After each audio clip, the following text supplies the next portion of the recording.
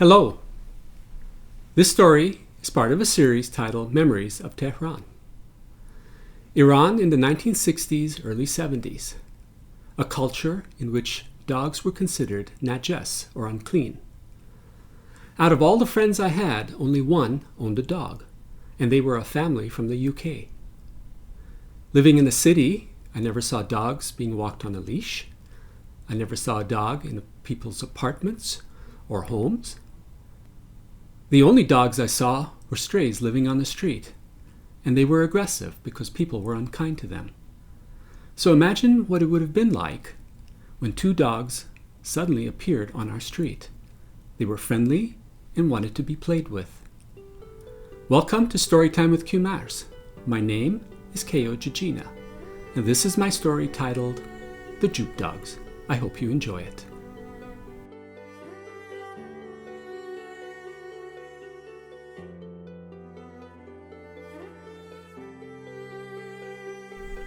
One morning, two Jube dogs magically appeared on our street. Jube being the Persian word for open ditch that was used to carry rain or wastewater through the city. Dogs you met on the street were assumed to be strays and termed Jube dogs. Not knowing their names, I decided to call them Hereboy and Shorty. Hereboy was an Australian Shepherd mix, and Shorty, the larger of the two, a brown and white Saint Bernard. They were unlike any other dogs I had crossed paths with before. They were friendly, liked people, and loved to play. Each morning, Mom would wake up to make a lunch for my dad, brother, and me to take with us. Mom's lunches were a combination of spicy Indian food, cooked and placed in a small baguette-style bread called naan sandwichi, and wrapped in plastic.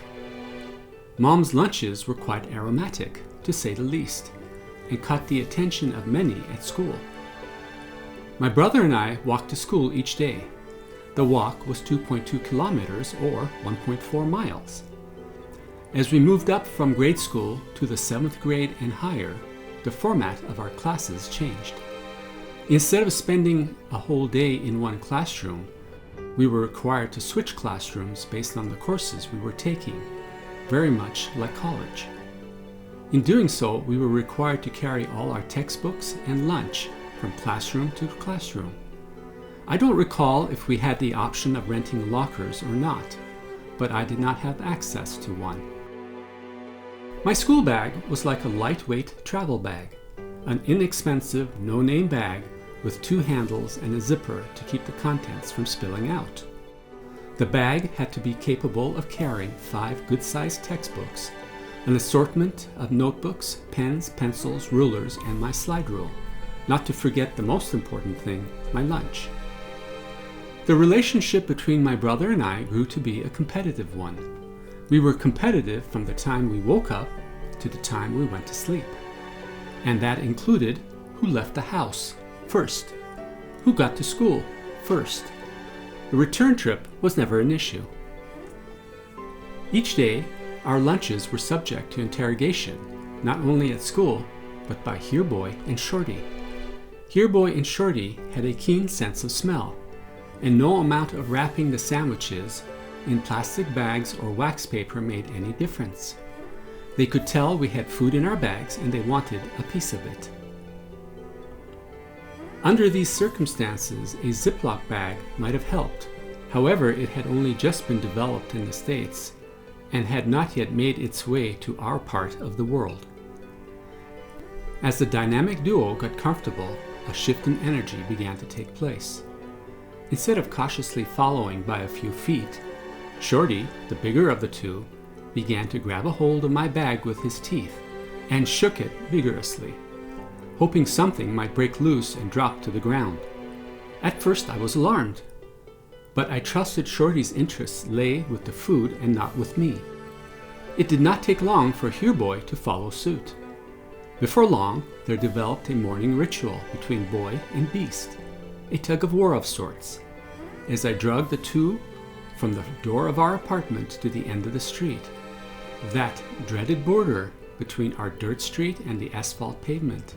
Arterial could not come soon enough, because the two Here Boy and Shorty would never cross that imaginary line. The same ritual ensued with Brother whenever he emerged from the apartment. One morning, happenstance had us both leaving the apartment at about the same time. Brother was ahead of me by a few seconds. Those few seconds presented me with enough time to observe an interesting phenomenon take place. Shorty, the larger and stronger of the two Jube Dogs, went after Brother's bag. Who was ahead of me? Who was first? Here Boy, the lighter and gentler of the two, came after my bag. I was second. The next day I decided to switch the pattern and verify if what I had observed was true. This time I was first and beat Brother out the door. Shorty spotted us and was on me within seconds. Shorty grabbed my bag with his teeth, stiffened his stance, and I had to drag him to the end of our street before he would let go. It was quite a struggle. Here Boy latched onto Brother's bag, and they seemed to be having a walk in the park, comparatively speaking. To this day, being first for the sake of being first is no longer important to me. When I fall into that old trap of being first, a vivid set of images roll through my mind, like an old Super 8 movie with no sound. I see my brother ahead of me by 10 feet or so, dressed in black shorts and a white shirt, and his gaze is forward, both hands gripping the handles of his school bag as tightly as possible, dragging this large monster of a dog, Shorty, behind him, with outstretched legs to the end of the street, followed by a stream of dust.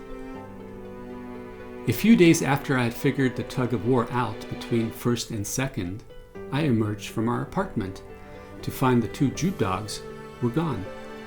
I looked for Here Boy and Shorty, called out to them hoping they might hear me and suddenly appear from behind a car or a back street, but nothing. Part of me hoped they had found safe refuge wherever they were, but feared the worst. The other part of me wondered if they had simply appeared for a teaching. With the teaching over, had it been time for them to return to their home?